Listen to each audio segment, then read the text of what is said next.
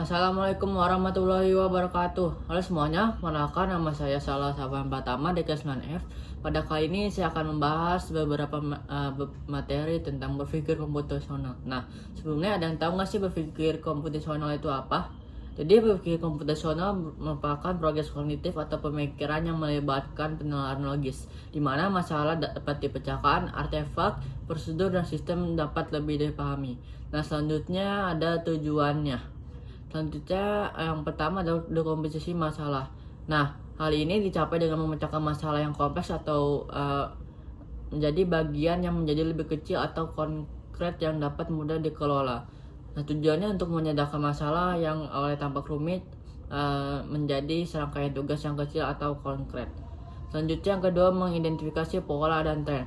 Nah, yang kedua ini tujuannya adalah untuk mengidentifikasi pola dan tren adalah dalam konteks data dan masalah yang berulang. Kemudian untuk mengenai pola biasa memprediksi hasil masa depan. Nah, hasilnya bisa berguna dalam memformulasikan solusi yang efektif. Ini sangat bermanfaat bagi berbagai bidang, mulai dari analisis data hingga pengembangan algoritma. Yang ketiga ada abstraksi. Nah, tujuannya adalah untuk melakukan abstraksi ini adalah merupakan proses yang menyaring informasi tidak penting untuk fokus kepada detail yang relevan. Dan dalam abstraksi ini membantu dalam menghilangkan kekacauan informasi yang tak perlu dan memusatkan perhatian pada masalah inti. Selanjutnya ada membangun pemikiran algoritmik. Nah, ini adalah untuk hal ini merupakan konsep berpikir untuk merancang langkah demi langkah dalam penyelesaian masalah atau mencapai tujuan. Prosesnya melibatkan pembangunan algoritma yang logis dan efisien untuk diterapkan dalam berbagai situasi. Nah, selanjutnya adalah manfaatnya berpikir komputasional. Yang pertama ada memecahkan masalah dengan efektif. Nah, berpikir komputer bisa membuat seseorang untuk menyelesaikan masalah dengan cara yang terstruktur. Mereka bisa menguraikan masalah menjadi bagian kecil dan lebih mudah dapat dikelola. Hal ini tentu secara signifikan mempermudah proses memecahkan masalah. Yang kedua, membuat keputusan berbisnis data. Dalam menerapkan teknik analisis dan pemrosesan data, pola pikir ini membantu pembuatan keputusan tepat berbasis bukti. Tersebut bisa bermanfaat dalam bisnis, penelitian, dan banyak bidang lainnya. Yang ketiga, meningkatkan keterampilan kritis dan logis. Berpikir komputer mengasah kemampuan berpikir dan kritis dan logis ini. Hal tersebut memungkinkan seseorang untuk menghadapi situasi dengan pemikiran tajam dan analisis. Dan yang keempat, yang terakhir, manfaat berpikir komputer adalah efisien dalam otomatisasi. Pasalnya, pola pikir ini bisa memfasilitasi membuat algoritma yang berguna dalam mengotomatisasi proses dan meningkatkan efisiensi. Nah, selanjutnya ada tahapan dalam berpikir komputasional. Yang pertama adalah mengidentifikasi masalah. Tahapan awal yaitu mengidentifikasi masalah yang kompleks dan memecahnya menjadi bagian-bagian yang lebih kecil agar mudah dapat dipahami atau dapat mudah dikelola.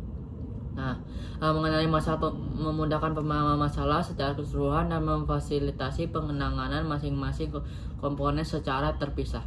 Selanjutnya adalah mengidentifikasi pola atau kesamaan di antara bagian-bagian tersebut. Dengan mengenali pola, kita dapat membuat asumsi atau prediksi dan menerapkan solusi yang sama ke situasi serupa lainnya. Selanjutnya, menyaring informasi. Nah, hal itu bisa disebut dengan abstraksi, tapi ini melibatkan penyaringan detail yang tidak perlu dan fokus pada informasi inti untuk memecahkan masalah. Abstraksi dalam berpikir komputasional membantu dalam mengabaikan kebisingan dan mengkonsolidasikan data atau proses yang relevan untuk membuat model atau solusi yang lebih sederhana. Selanjutnya, dalam merancang algoritma. Dan tahapan terakhir ini melibatkan penyelesaian masalah berdasarkan dekomposisi, pola yang diidentifikasi, dan informasi diabstrakkan. Algoritma harus jelas, logis, dan efisien, sehingga dapat menjadi solusi yang diprediksi dan dapat diulang. Selanjutnya adalah cara melatih berpikir komputasional. Yang pertama ada pemecahan masalah. Nah, langkah ini bisa dilakukan melalui diskusi kelompok atau brainstorming individu, di mana masalah diurai menjadi elemen-elemen dasarnya. Misalnya dalam membuat website, masalah bisa dipecahkan menjadi desain, konten, dan pengembangan backend.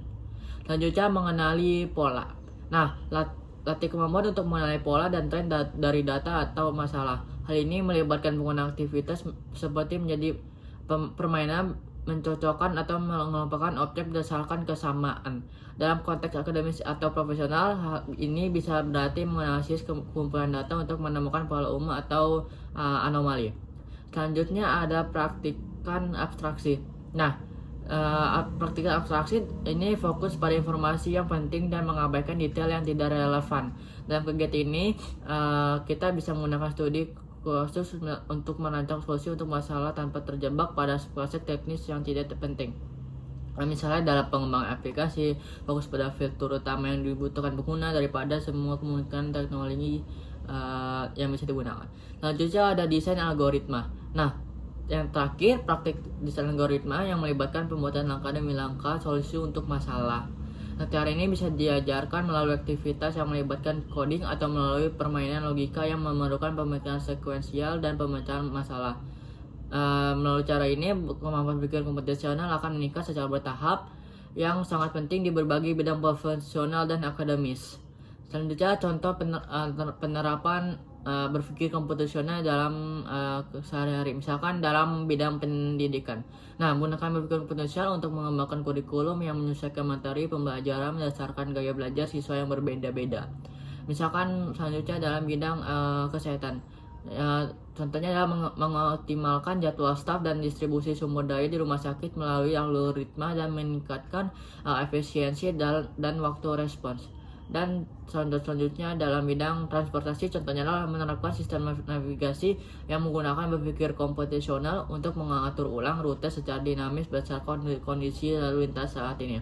Nah, mungkin segitu saja penjelasan materi berpikir komputasional dari saya. Mohon maaf jika ada kesalahan atau kekurangan. Wassalamualaikum warahmatullahi wabarakatuh.